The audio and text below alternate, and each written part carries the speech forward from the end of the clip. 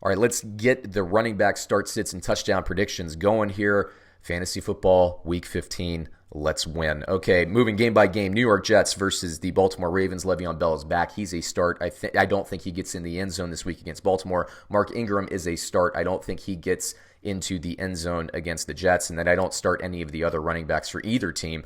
Now, I think both get you enough yardage accumulation to definitely be a flex play this week. Buffalo versus Pittsburgh. I have Gore as a sit. I have Singletary as a start, but not scoring a touchdown, just getting you yardage.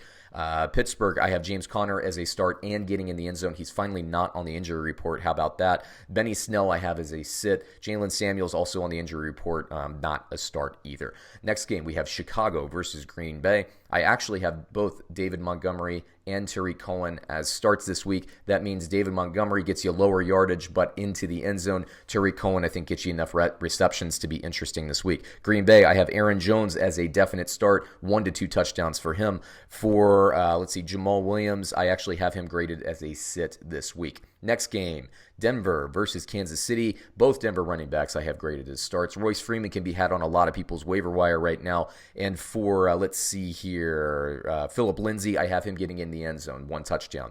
Now for Kansas City, I don't love the running back situation. Damian Williams is back at practice in a limited capacity this week. I do think he'll be back, but I think LaShawn McCoy is the only start-worthy player on this roster at this point. I don't think he gets in the end zone, but I think he'll get you yardage and catches if you're in a PPR league there. Houston versus Tennessee. I do like both Duke Johnson and Carlos Hyde if Will Fuller plays. I think he's the key to basically creating space at all avenues. Now, if Will Fuller doesn't play, I think Duke Johnson will get you more catches in this game, but I don't love it, and I don't have either getting into the end zone as of now. For Tennessee, Derrick Henry, definitely a play. I think he gets you 1 to 2 touchdowns. Miami versus the New York Giants. I don't have any Miami Dolphin worth playing or getting into the end zone at the running back position. For the Giants, I have Saquon Barkley as a definite play and getting into the end zone this week. New England versus Cincinnati. I have James White as a start and will get into the end zone. I have Sony Michel as a sit. I have Cincinnati. I don't have Joe Mixon or Gio Bernard getting into the end zone, and thus I do not have them as starters. Philadelphia versus Washington. We know Philadelphia's wide receivers and their passing game is hurting. They have to get things moving in the running game. For that reason, I have both running backs as starts, but neither getting into the end zone, interestingly enough. Now, Jordan Howard is back at practice. He's listed as questionable. If Howard plays, I'm not going to start Boston Scott.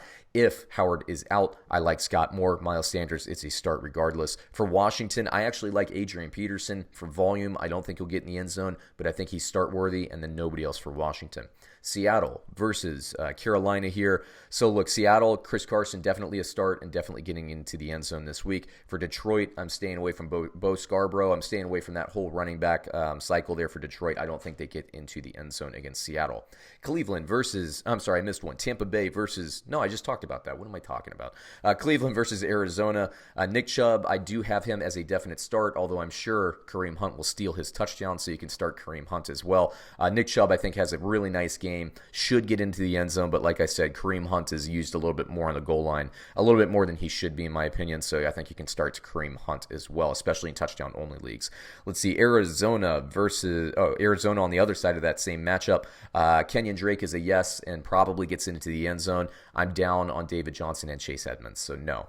Let's see, Atlanta versus San Francisco. Devontae Freeman is a start, but not going to get into the end zone for me this week. For San Francisco, I have Raheem Mostert as a start and getting into the end zone. I don't like Breida or Coleman this week. Jacksonville versus Oakland, I have Leonard Fournette as a definite start and getting into the end zone. And for Oakland, I have Josh Jacobs. If he can play and he's healthy, I have him as a start and gets into the end zone. If he doesn't play, I think you can start. This is a risk, but I think you can start DeAndre Washington.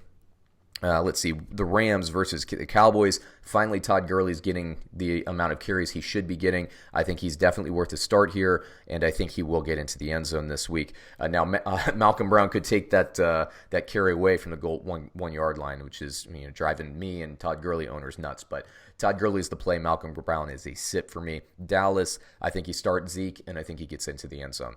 Minnesota versus the Chargers. Dalvin Cook I have as a start. I do think he'll get in the end zone this week, but pay attention because I know he's a little banged up. I know Minnesota is going to manage his workload a little bit, so I think Alexander Madison, especially in a touchdown-only league, I think he could get you some value there, daily fantasy. I probably wouldn't start him in my fantasy football lineup. Daily fantasy, touchdown only, maybe you take a flyer and a risk on him. For the Chargers, I like both Melvin Gordon and Austin Eckler, though I don't have either getting into the end zone. The more likely is Austin Eckler to get in, probably like on a screen pass or something like that. Lastly, we have Indianapolis versus New Orleans here. Indianapolis, I have Marlon Mack as a definite start, but not getting into the end zone. For New Orleans, I have Alvin Kamara as a start and getting into the end zone 1 to 2 times. So there you go. That brings me through the running back position. We do quarterbacks, wide receivers, and tight ends as well, so check out those videos. It's playoff season, baby. Let's win.